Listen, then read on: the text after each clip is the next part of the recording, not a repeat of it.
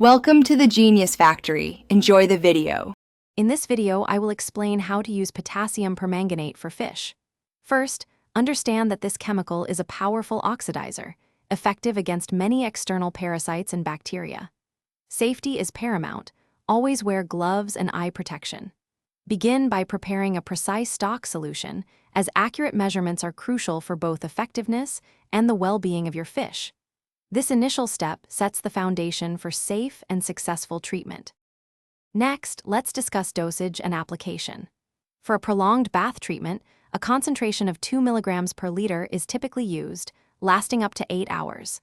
If you're doing a shorter dip, increase the concentration to 10 milligrams per liter for about 30 minutes.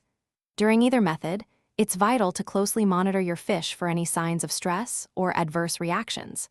Adjust treatment duration or concentration if necessary to ensure their safety. After treatment, neutralizing any residual potassium permanganate is essential. You can achieve this by adding hydrogen peroxide. A good guideline is 1 milliliter of 3% hydrogen peroxide for every 10 liters of water.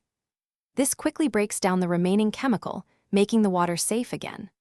Also, ensure your tank has excellent aeration throughout the entire process and afterward, as oxygen levels can be affected during treatment.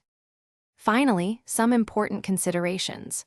Avoid using potassium permanganate in tanks with high organic loads, as this significantly reduces its effectiveness.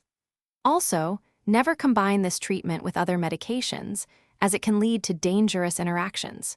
Remember to check the description for a link to the Owala water bottle and other great deals. Always prioritize the health of your fish by following these guidelines carefully and observing them closely throughout the entire process for the best outcomes. Thanks for watching. If you found this helpful, don't forget to like and subscribe.